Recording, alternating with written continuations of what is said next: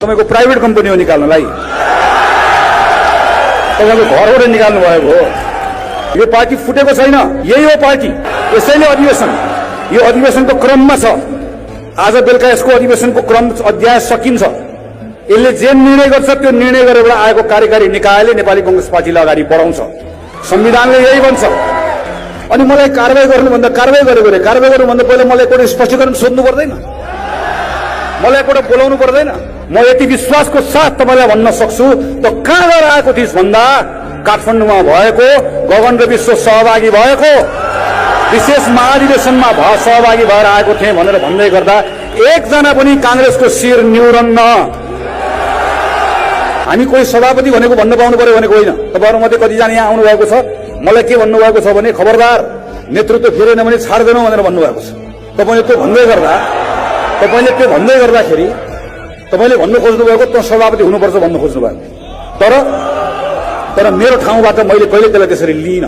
कतिपय साथीहरूले भन्नुभयो खुट्टा कमाएर होइन। यो खुट्टा त काम्दैन, किनकि मैले भनेको छु यो काम्ने खुट्टा होइन, लोभ राखेर होइन।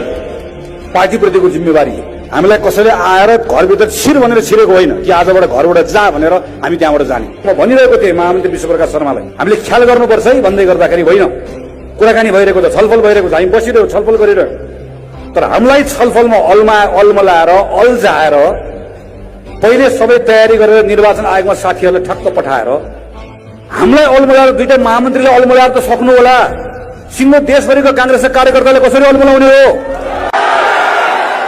र 2488 जना महाधिवेशन प्रतिनिधि जम्मा भएको हल हो यो।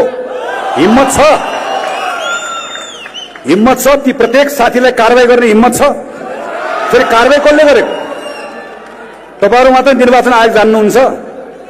त्यही निर्वाचन आयोगमा यही ठाउँबाट विशेष महाधिवेशन नेपाली कांग्रेसको प्रारम्भ भएर त्यो विशेष महाधिवेशनले निर्वाचन आयोगलाई समयमै जानकारी गराइसकेको छ। कांग्रेस अहिले विशेष महाधिवेशनको क्रममा छ।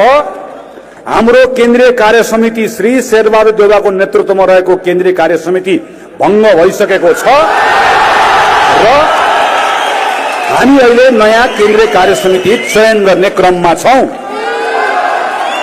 यो सिङ्गो देशले सुनिरहेको छ, देशभरिको नागरिकले पनि सुनिरहेको छ। नेपाली कांग्रेस पार्टीभित्रको आम देशभरिका साथीहरूले सुनिराख्नु भएको छ। यो नेपाली कांग्रेस, यहाँ छ कांग्रेस। यहाँ नेपाली कांग्रेसका श्रद्धेय नेता बीपी कोइरालाको, श्रद्धेय नेता गणेशमान सिंहको परिवारको सदस्यहरू हुनुहुन्न, तर त्योभन्दा ठूलो परिवारको सदस्य